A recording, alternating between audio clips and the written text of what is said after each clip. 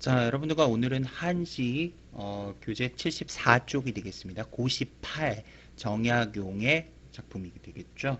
고18 먼저 살펴보도록 하겠습니다. 뭐 핵심 정리나 이런 부분을 같이 참조해 보시겠 텐데요.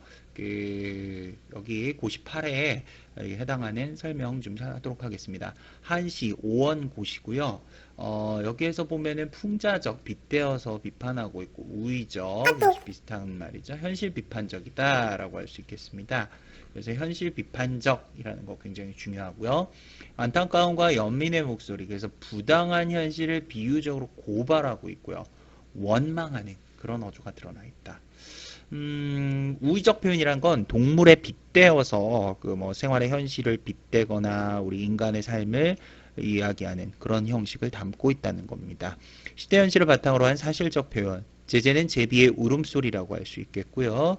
제비가 이 백성을 상징합니다. 주제는 지배층의 횡포와 피지배층의 고통이라고 할 수 있겠습니다. 여기서도 그 어떤 지배층들의 횡포를 고발하는 그런 내용이라고 이야기를 할 수 있겠죠. 다시 본문을 좀 가보도록 하겠습니다. 98 본문 보도록 할게요.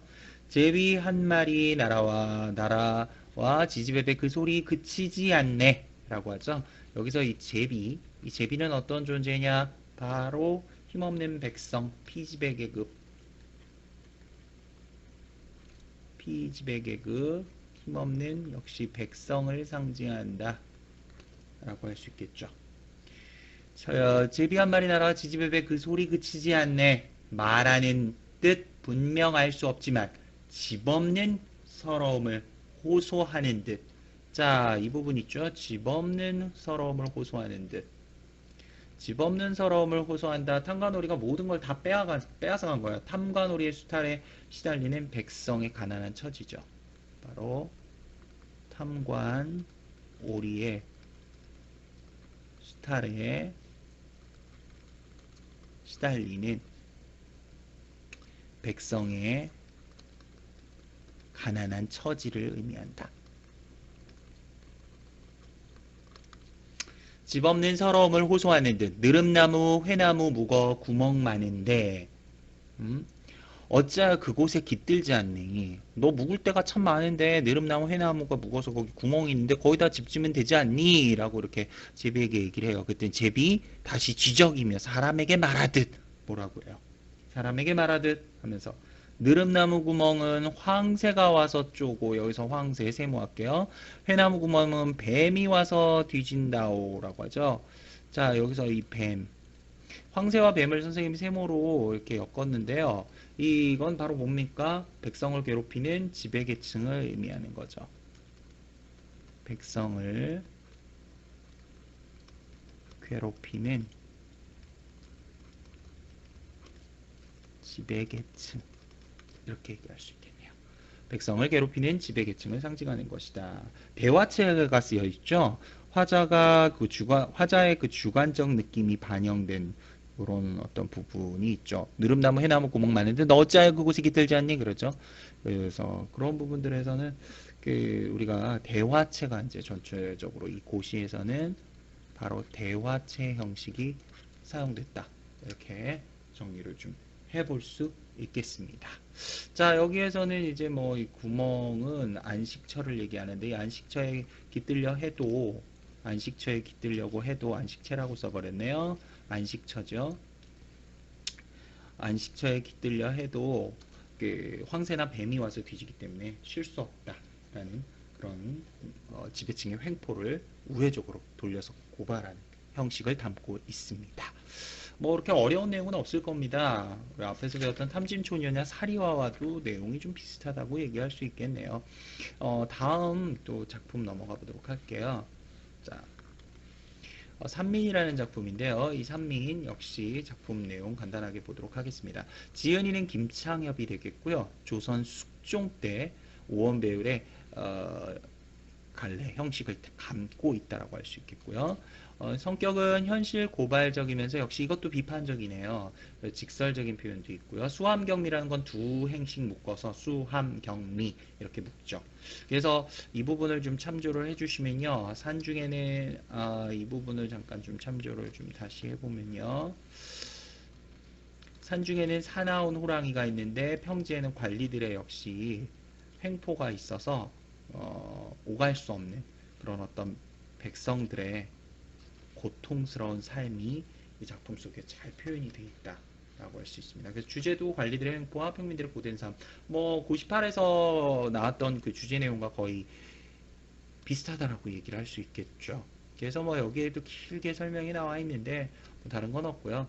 이 산민이라는 작품은 가렴주고 가혹하게 거두고 뺏는 그런 관리들을 피해 산속에 사는 사람들의 생활상을 그렸다라고 할 수 있습니다. 그래서 사는 관리들을 피해 살 수 있는 도피처지만 그 도피처 또한 고달픈 산만을 제공하는 산일 따름이다 라고 하죠.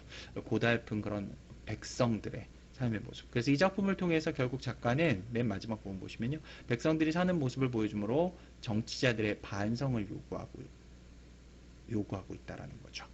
이렇게 우리가 좀 살펴볼 수 있겠습니다. 본문으로 가볼게요. 자, 산민. 말에서 내려 인가를 찾아가 보니, 말에서 내려 사람이 사는 곳을 찾아가 보니 안악내 문간에 나와 맞이하네 라고 하죠. 자, 여기서 안악내도 바로 힘없는 백성을 상징하죠. 힘없는 백성. 안악내 문간에 나와 맞이하네. 띠집 처마 아래 손님을 앉게 하고 나를 위해 밥과 반찬 내어오네. 자, 나를 위해 밥과 반찬 내어오네. 이 부분은요, 바로 그 백성들의 소박하고 순박한 그런 인심, 소박한 인심이 드러나 있죠. 남편은 어디 나가 있냐 하니 아침에 따비를 메고 산에 올라 라고 하죠. 따비는 보통 풀을 뽑거나 밭을 가는 데 쓰는 농기구예요. 농기구라고 생각하시면 돼요. 아침에 그 농기구를 메고 산에 올라 산밭을 일구느라 고생을 하며 저물도록 돌아오지 못한다네 라고 하죠. 아침에 따비를 메고 나가지고 고생을 하며 돌아오지 못한다. 바로 백성들의 고달픈 삶을 보여주죠.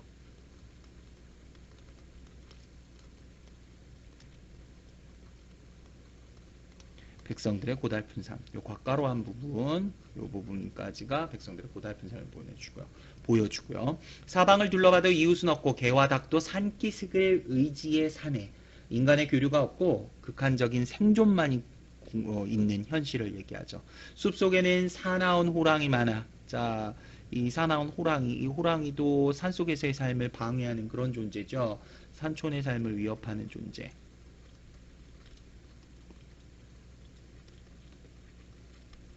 산촌의 삶을 위협하는 존재, 이렇게 얘기할 수 있고요. 나물도 마음대로 못 듣는다네. 슬프다 외딴살이 어찌 좋으리. 험하고 험한 산골짜기에 평지에 살면 더없이 좋으련만 이라고 하죠. 이 평지에 살면 더없이 좋으련만, 이것이 바로 어떻게 보면 이 백성들의 소망이죠.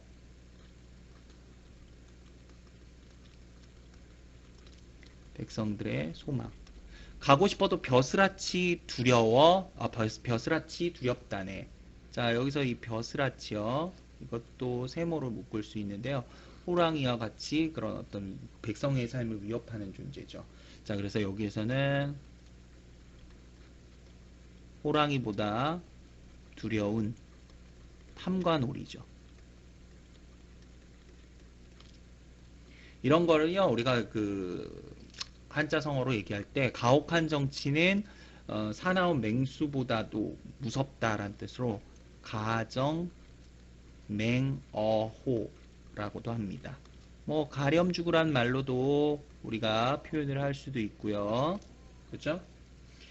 결국 이런 백성들의 고달프고 힘든 삶이 그 정치자들 때문이다라는 거죠. 그 정치자들을 피해서 평지에 살지 못하고 산으로 갔지만 산에서도 호랑이의 위협을 받을 수밖에 없는 그 백성들의 고달픈 삶의 모습을 아주 잘 드러낸 작품이라고 이야기를 할 수 있겠습니다. 자, 여러분들 그 본문 내용 지금까지 한 거 아주 간단하게 봤죠. 뭐 이렇게 중요한 거는 많진 않아요. 핵심적인 거 잘 기억하시면서 문제도 한번 풀어보셨으면 좋겠습니다.